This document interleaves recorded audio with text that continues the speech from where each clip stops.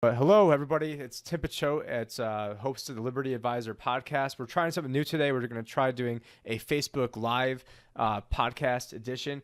But what I want to initially, I did not like the nomination of Brett Kavanaugh. There was a lot of things I didn't like about it. I mean, chiefly, he had a lot of different deep state ties. One of the guys who I respect quite a bit, Roger Stone, who RogerStoneZone.com. Let me try to find the link over here. But with Roger Stone, he was Trump's initial campaign advisor. He was the guy that tried getting him to run in the late 80s. He was another guy that tried getting him run in the in the initial election for George W. Bush, the one that ended in the whole hanging Chad debacle. And if you guys can hear this, just give me a comment below that you guys can hear this. Okay, and just a guy who knows Trump really well, acted as his shadow campaign advisor once he stepped down from being the actual campaign advisor. So he was a guy that was a campaign advisor even before Corey Lewandowski. So definitely a guy who knows a thing or two, and which is why Robert Mueller is going after him. So right now he's got the full fury of the Mueller investigation going after him. And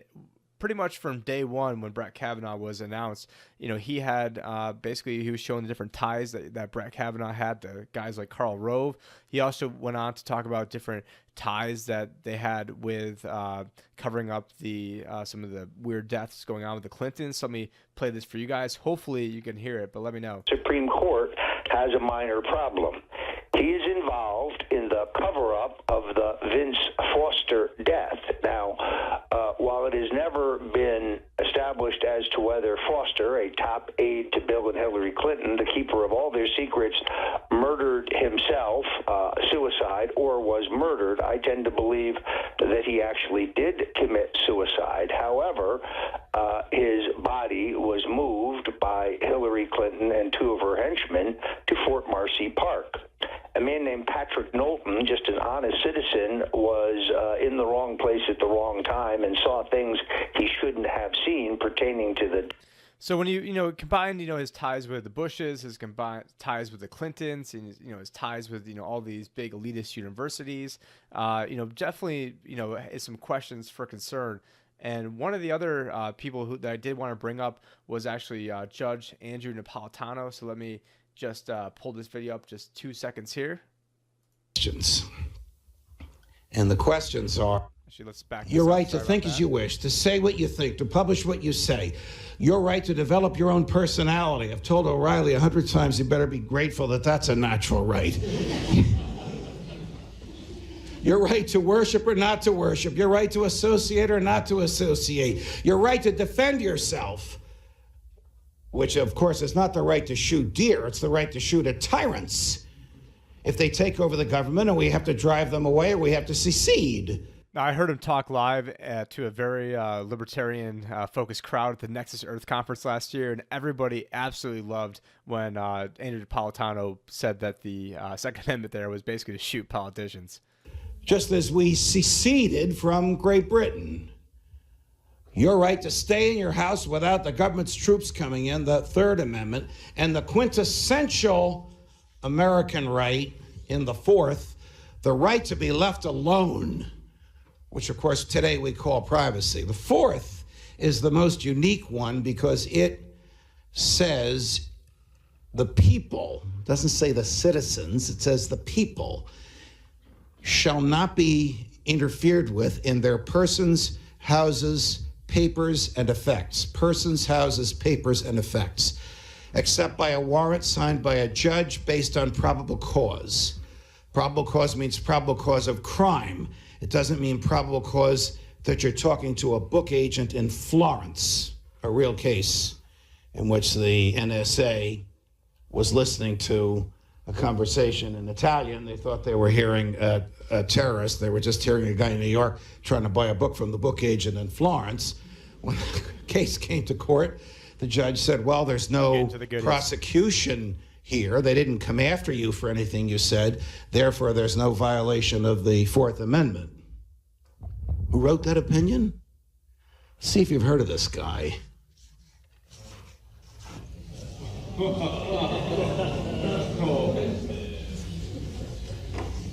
About which more later.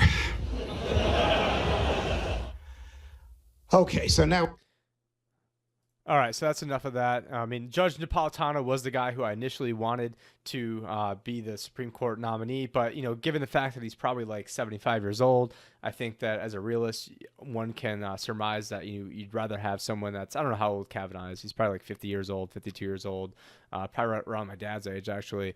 You'd much rather have somebody that could have 20, 30, 40.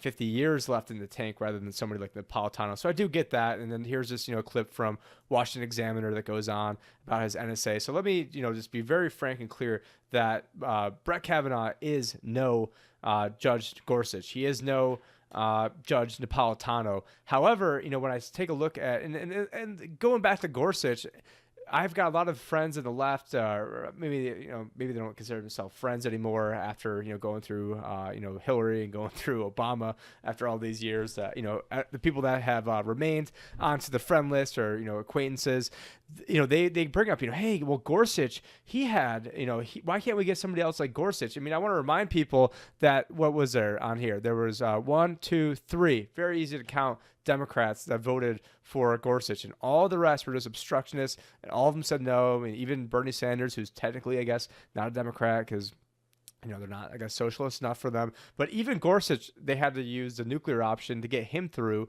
because they figured, and the I guess the landscape was a little bit different back then because that was, a little bit before the whole Me Too movement was going on. It was also directly after the election. Part of the, the election process was, well, now that we had a vacant seat going into it, and then, they let people know, and Hillary said, hey, we're going to have a judge who's going to be incredibly liberal and progressive and rewrite the Constitution and change all the laws and basically, legislate from the bench. And Trump said that he wanted to have more of a constitutionalist. I mean, I don't think Gorsuch is quite the constitutionalist that we could have had. However, at this point, it's almost like I'd rather have the devil that I know than have the devil that I don't know. I think that really sort of goes without saying. And so I'm trying to actually find, and actually, one of the clips, and this is from a guy who I absolutely can't stand. I mean, Lindsey Graham, until I guess John McCain died, was probably one of my least favorite people in the Senate. But then you see this impassioned plea that he's able to give, and really, I thought that this was just an outstanding, defense of Kavanaugh that Lindsey Graham gave. So we're gonna head over to this. 23, on the night of July the 9th, the day you were nominated to the Supreme Court by President Trump, Senator Schumer said, 23 minutes after your nomination, I will oppose Judge Kavanaugh's nomination with everything I have. I have a bipartisan, and I hope a bipartisan majority will do the same. The stakes are simply too high for anything less. Well, if you weren't aware of it, you are now. Did you meet with Senator Dianne Feinstein on August 20th? I did meet with Senator Feinstein. Did you know that her staff had already recommended a lawyer to Dr. Ford? I did not know that. Did you know that her and her staff had this allegations for over 20 days? I did not know that at the time.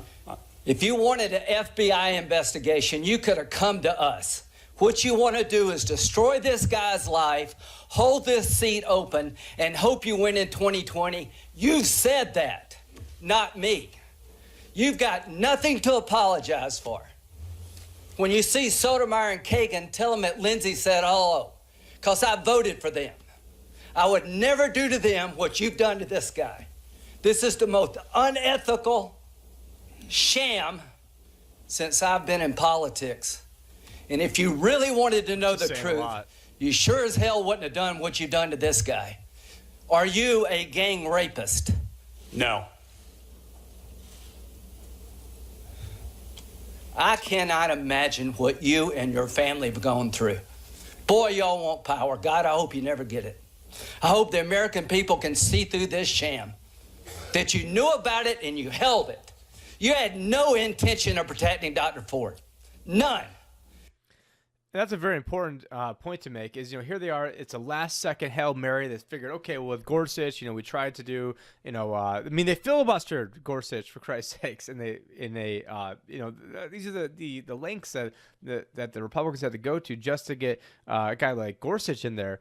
And with Kavanaugh, all these different accusations that they're floating around on him, and I'm trying to find the Zero Hedge page where this is it's the lawyer, the prosecutor out of Phoenix, and we are broadcasting live from Phoenix, Arizona right now. But if you go if you go down, it talks about how, Dr. Ford has not offered a consistent account of when the alleged assault happened. Been very wishy-washy. Sometime in the 80s. Dr. Ford has struggled to even identify Kavanaugh's assailant by name before. She just, didn't really refer to him by name when she talked to her therapist. A lot of different key details that she's left out, like, not really sure, how I got there, not really sure how I got home, didn't even tell my best friend who supposedly is going to be the one that's going to corroborate this whole story. And she's just like, she ends up, probably texting or calling like, hey, I like you, but, I'm not willing to, perjure myself for you. Hope you can understand. And so when you have, your actual best friend who's just like, hey, leave me out of this, homegirl doesn't want to play that, I'm not going to risk, going down with this circus or having, facing perjury charges just to obstruct the Democrats. I mean, they might not like, they as being, her best friend might not like Trump, but hey, I'm not willing to go to jail to get this guy out of here, which, then leads to question, all the different ties that Dr. Ford has. And so what I'm going to do right now is head over to a little Alex Jones clip that he's going to play from the Michael Savage show. So I hope you guys enjoy this. An internship program at Stanford University. Her brother, Ralph III, used to work for the international law firm Baker Hostetler. The firm created Fusion GPS, the company who wrote the Russian dossier. They later admitted it was only a collection of field interviews. Baker Hostetler is located in the same building where the CIA operates three companies called Redcoats, Inc., Admiral Security Services, Data Watch. They are operated by... come on, Redcoats, Inc.? Are you kidding me? Ralph Blasey II. He is the father of Christine and Ralph III. Christine and Ralph III's grandfather was Nicholas Deak, former CIA Director William Casey's acknowledged Deak's decades of service for the CIA at the highest levels. Yeah, and I wonder why they don't want Alex Jones on air. I wonder why they, all the big... So we know with Julian Assange that one of the two women he reportedly had sex with had done work for the CIA. And you've got Michael Savage pointing out some of these connections, and we have a Zero Hedge article that's excellent from a week ago that we're going to repost in full to Infowars.com right now. And if you guys don't go to Zero Hedge, that's pretty much the site I go to more than anything, zerohedge.com. So I would highly, highly recommend that. And when you're there, also go to the libertyadvisor.com. Please subscribe to the podcast. We're hoping to do this more often, where you guys can listen to pretty much on any of your favorite platforms. But if you go to the podcast section, we are trying to update this, and now it updates automatically. And you can go over to the iTunes or Google or any of those other options, and we can hook you up over there. But anyways, let's get back to this. CIA honey trap set. Kavanaugh accuser CIA ties. Now, I knew that her lawyer, Michael Bromwich, works for Soros, works for the neocons, is the lawyer for Andrew McCabe, tied into Mueller. And he's the one sitting there basically quarterbacking a lot of this. But when I then actually read and went through the links, her dad's high-level deep state CIA in D.C., she's the recruiter at the university for the interns of the CIA, which they then call Google. I've explained that Google is the CIA, and that's why they're now rogue against our own military, rogue against the Pentagon. They won't even give AI technology that we paid for to the military, but they're giving it to Communist China. The belligerence, believable. Her father has worked, still works for the CIA. And then they've got major congressional hearings and testimonies about it all. Ralph Blasey Jr., a proven CIA operative who from, and then it goes through, was vice president of the National Savings and Trust in Washington, D.C., a CIA black budget bank set up for being 100 paces from the White House, and whom in 98 was taken over by SunTrust Bank, whose majority share owner is CIA-linked investment BlackRock. So this isn't just low-level stuff. This is the actual blue blood, white shoe boy stuff. The importance of knowing the CIA banking connections to Ralph G. Blasey Jr., the report explains, is due to the outbreak of what is known as CIA bank war. And then it goes through all the declassifications. Vice President of Business Development of Redcoats, Inc. That's Ralph G. Blasey Jr. So the dad, the brother, all of it. And all of it's called Redcoats. Admiralty Security Services, armed security for deep state elites in D.C. that is overseen by Redcoats, Inc., co-founder and vice chairman William F. Peel III. I know all these names. U.S. government contracts extending, and it goes through 2023. And then it goes into how the Assange was set up and everything that she does. I mean, read this. Is Dr. Ford deeply tied to the CIA? Asks Michael Savage. Who is Dr. Blasey Ford? Well, besides being a professor at the off-brand university, she also works at a major university down the street from Palo Alto. She just so happens to head up the CIA undergraduate internship program at Stanford University. Her brother, Ralph III, used to work for the international law firm Baker Hostetler. The firm created Fusion GPS, the company who wrote the Russian dossier. They later admitted it was only a collection of field interviews. Baker Hostetler is located in the same building where the CIA operates three companies called Redcoats, Inc., Admiral Security Services, Data Watch. They are operated by Ralph Blasey II.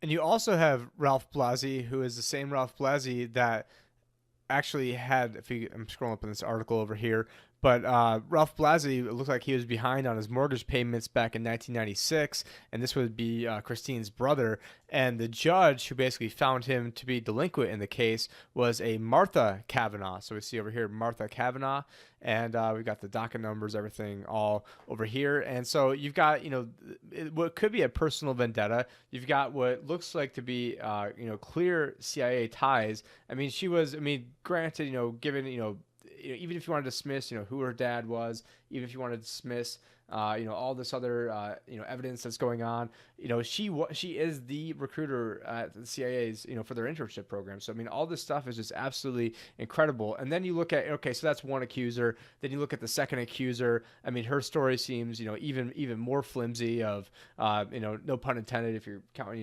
his flimsy penis. But one of the things, and I don't have this information pulled up in front of me, but, she said she knew it was Brett Kavanaugh, and this was the second accuser. I don't even know her name. It's not even worth mentioning, but she said, they're passing around a fake penis, and everyone's having a lot of fun. And this girl was, passed out drunk. And then, she sort of, woke up, and then there was a penis above her face, and she tried getting it out of her face.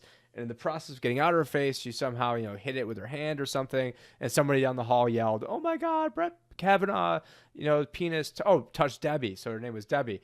And so why would you say Brett Kavanaugh, but then only say Debbie? And then if you're in college, who uses the word penis? So, the whole thing seems, very, very conspicuous, I guess, to say the least. And she said something to the effect of, this is all going from memory, that, she never, intended to see or touch a penis until she was married. Well, if that's the case, then why are you getting, blackout drunk with a bunch of guys who are passing around fake penises? The whole thing sounds, pretty outlandish. Then you got the third accuser, who's, the gang rape accuser, who even the FBI is like, hey, this sounds completely not even believable. We're not even touching that. So, it just sounds like, hey, we got this guy, Mark Judge, who was, friends with Kavanaugh, or who, was acquaintance of Kavanaugh, and he wrote a book about, all the debauchery that he was involved in. And so, it's an easy person to finger Kavanaugh being, at a party with Judge and saying this stuff happened. And, if you're the CIA and you said that, hey, we can come back at you 7 ways to Sunday, as Chuck Schumer once said, I think that it's not too much of a stretch to think that maybe the CIA could use all their assets and, tools at their disposal to really try to just delay this just a tiny bit. Because that's all they really want to do is delay the nomination. And so here we've got, a clip from actually Ted Cruz where he basically is stating just as such. So let's get this over here. Americans knew who had been in that seat, the late Justice Antonin Scalia, one of the greatest jurists ever to sit on the U.S. Supreme Court. And it was the first time since President Dwight D. Eisenhower's re-election campaign that a Supreme Court seat was directly on the ballot. Both candidates knew the importance of the vacant Supreme Court seat, and it was a major issue of contention in the presidential election. Donald Trump and Hillary Clinton were both clear about what kind of justices and judges they would appoint. During all 3 presidential debates, both candidates were asked what qualities were most important to them when selecting a Supreme Court justice. Secretary Clinton's answer was clear. She wanted a Supreme Court justice who would be a liberal progressive, willing to rewrite the U.S. Constitution, willing to impose liberal policy agendas that she could not get through the democratic process, that the Congress of the United States would not adopt, but that she hoped 5 unelected lawyers would force on the American people. That's what Hillary Clinton promised for her judicial nominees. Then candidate Donald Trump gave a very different answer. He said he was looking to appoint judges in the mold of Justice Scalia, He said he wanted to appoint judges who would interpret the Constitution based on its original public meaning, who would interpret the statutes according to the text, and who would uphold the rule of law and treat parties fairly, regardless of who they are or where they come from. Then candidate Donald Trump also did something that no presidential candidate has done before. He published a list of nominees that he would choose from when filling Justice Scalia's seat, providing unprecedented transparency to the American people. Yeah, the same unprecedented transparency that I'm sure we would have got with the Democrats. So in closing, you've got a guy like myself who, was, if you guys watched the beginning of the video where if you're watching it live, or if you're watching it or hearing this through a podcast, and if you aren't hearing this through a podcast, head over to thelibertyadvisor.com, then click down in the podcast section. You can subscribe to any of your major platforms. But, that cheap commercial aside, if you guys heard the beginning of the podcast where we talked about all the different, ties, or all the different, basically, ties he has to the Clintons, being Judge Kavanaugh.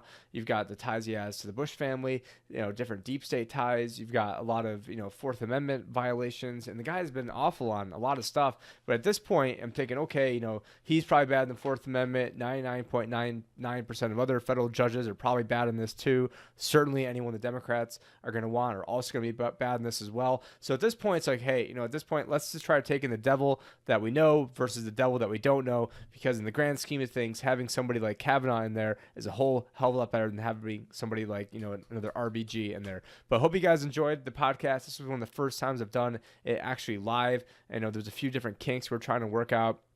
But, if you guys actually see the shirt that we're wearing today, it's got Americans Before Illegals on it. I actually wasn't even allowed to even post this on Facebook. So one of the things you can do is if you head over to defeattheglobalist.com, and I will get this up on the screen in 2 seconds here. So if you go to defeattheglobalist.com, we've got all sorts of Americana apparel over there. So we've got Deport George Soros. Everyone loves that. Americans Before Illegals. Americanism, not globalism.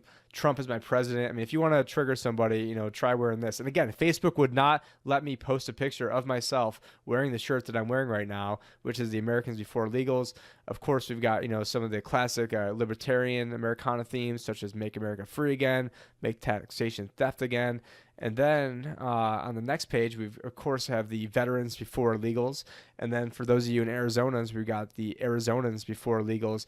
And just so I could try to trigger guys like Nick Sarwark at the Libertarian Party, we've got the Make the LP Libertarian Again. And then, for everyone involved in the Cajun Navy, made some shirts for you guys and girls as well. But if you do want to support us, I almost said if you do want to defeat us, head over to defeattheglobalist.com. It is October 1st. Hope everything is going well with you guys, and I will talk to you later. Take care. Bye.